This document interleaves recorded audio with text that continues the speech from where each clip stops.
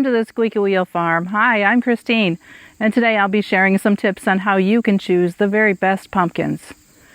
Once you know how to pick a healthy, fresh pumpkin, you'll never pick a bad pumpkin again.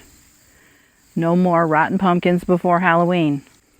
And while you're learning about pumpkins, let's talk about dual-purpose pumpkins.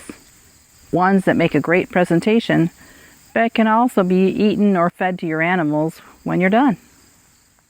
Now, I've planted a few unique varieties, and one tried and true variety that always gives a great harvest. This year, I chose to plant some Big Max pumpkins. You don't get many pumpkins with this variety, but what you do get are really large. They can grow up to 150 pounds under the right conditions.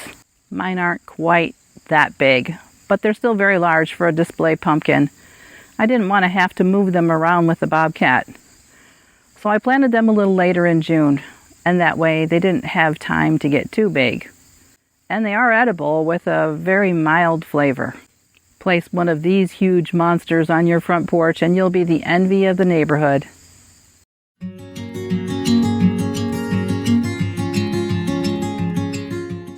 I also planted some Styrian pumpkins, if I'm pronouncing that correctly. These are medium-sized orange and green striped pumpkins, which are really interesting. But the best thing about them is that their seeds are hulless. No shells on the seeds. So you can enjoy the nutty flavor of delicious pumpkin seeds without all the work of cracking the shells and then sorting through it for one tiny little morsel. And did you know pumpkin seeds are nutritious and delicious? I plan on soaking some of these seeds in a salt brine and then roasting them in my oven. I can't wait to try them. You should also know the flesh is smooth and tasty too, so use them up in baked goods or can some for using later. I also planted some Long Island cheese pumpkins, also known as Cinderella pumpkins. And no, they don't taste like cheese. They got their name from resembling a wheel of cheese. They're pale and cream to apricot in color, and flattish but still very attractive for displays, and they store well, 3 to 6 months, I believe. Did I mention that these pumpkins are really great for baking? And that's because the flesh has a smooth texture that isn't stringy. They're great for pumpkin pie, but they also excel in other baked goods due to their excellent flavor. And I've been dreaming of some pumpkin cheese Danish with my coffee in the morning. The last thing I planted was some Connecticut field pumpkins, which are the most common. You've seen them in grocery stores and wherever you buy your Halloween pumpkins.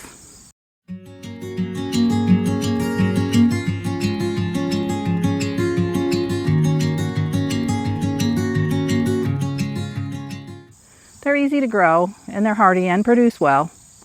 The smooth, bright orange skin makes them popular for carving pumpkins and jack-o'-lanterns. They're also an heirloom variety, so you can save the seeds to grow next year. And the flesh of those is edible as well. So basically, by planting these varieties, I've got it covered, whether I want pumpkins for decorating, for seeds, for snacking, or for some fresh pumpkins for baking something really delicious. You'll want to give it some thought on what you plan to use your pumpkins for. And of course, remember that they don't have to be just for decoration. The seeds are edible, and so is the pumpkin. So maybe you can display your pumpkins for a bit, and then make them into a special treat after you've enjoyed them as a decoration. Pumpkin roll is my favorite this time of year. I'm sure to have plenty of pumpkin to make many of my favorites. Now let's discuss how to choose a great pumpkin. Make sure to inspect it for any soft spots, bruises, or mold.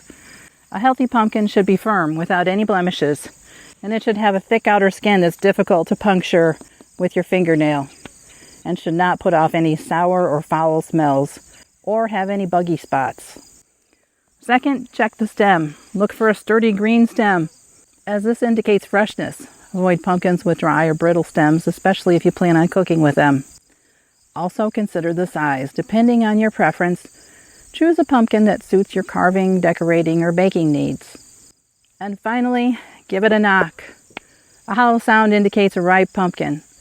An overripe pumpkin is a bad choice for obvious reasons. But an underripe pumpkin can be very hard and difficult to carve. and it also won't taste as good if you're baking with it. By following these tips, you'll be sure to find the perfect pumpkin for your fall decor, Halloween celebration, or baking project. I hope this gives you some ideas into all the ways you can use your fall pumpkins. Thanks for watching. Oh, and one more thing. I hope to see you again soon.